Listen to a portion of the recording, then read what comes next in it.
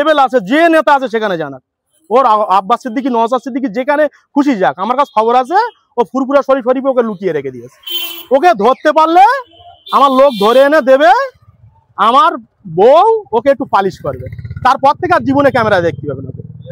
শুরু করবো দাদা, আপনাকে যে জনসমস্যার শিকার হয়েছিল সেই নিয়ে কিন্তু একটি মহিলা আপনার বিরুদ্ধে বেশ কটাক্ষ করতে দেখা গেছে, যে মহিলা কয়েকদিন আগে আপনার বিরুদ্ধেই কটাক্ষ করেছিলেন, কি বলবেন?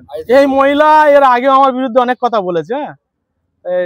একে অলরেডি খুব খোঁজা খুঁজছি, একে পুরোপুরি একে পেটানোর দায়িত্ব আমি নিচ্ছি। আমি অন ক্যামেরায় বলছি, ওপেন চ্যালেঞ্জ, আমি নিজে গায়ে হাত দেবো না, আমার লোকজন ধরে এনে দেবে, অন্য কোনো বউ মারবে না, আমার নিজের বউ ওকে একটু পালিশ করবে।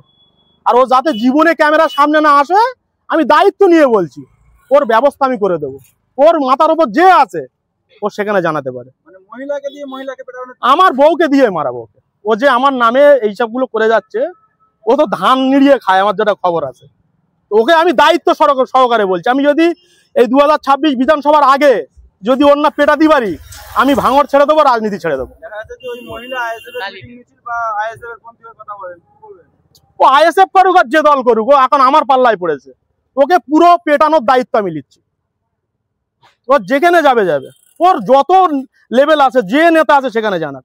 ওর আব্বাস সিদ্দিকী, নওশাদ সিদ্দিকী যেখানে খুশি যাক, আমার কাছে খবর আছে ও ফুরফুরা শরীফে ওকে লুকিয়ে রেখে দিয়েছে। ওকে ধরতে পারলে আমার লোক ধরে এনে দেবে, আমার বউ ওকে একটু পালিশ করবে, তারপর থেকে আর জীবনে ক্যামেরা দেখতে পাবে না।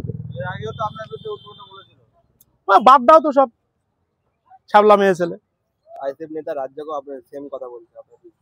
রাজ্জাক না, আমি দেখলাম একটা ব্যাটারি বলে নেতা, ওর নাম মনে হয় মালেক ভাই।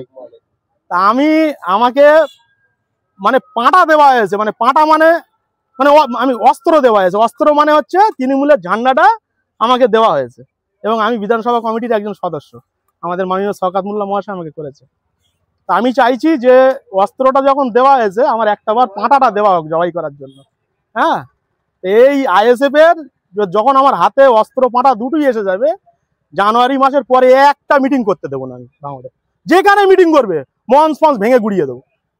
মানে জানুয়ারি মাসের পরে আপনার হাতে যদি দায়িত্ব আসে, তাহলে আপনি বলির পাটা করবেন একদম। আইএসএফ এর একটা মিটিং করতে দেবো না ওকে। ওর নওশাদ সিদ্দিকীকে আগে ওর যে জাঙ্গিপাড়া সেখান থেকে জিতে আসতে হবে, তারপর ভাঙড়ে মিটিং মিছিল করতে দেবো। ও যেখানে মিটিং মিছিল করবে ওর মঞ্চ ভেঙে গুড়িয়ে দেবো। ওর একটা মিটিং মিছিল ভাঙড়ে করতে দেবো না।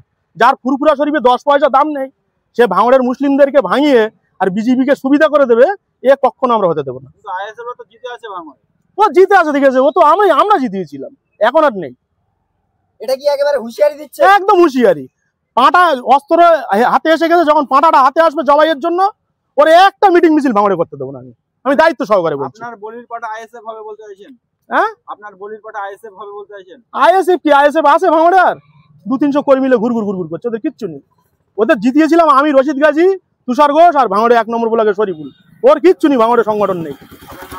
মোহাম্মদ রফিকুল ইসলাম, ওর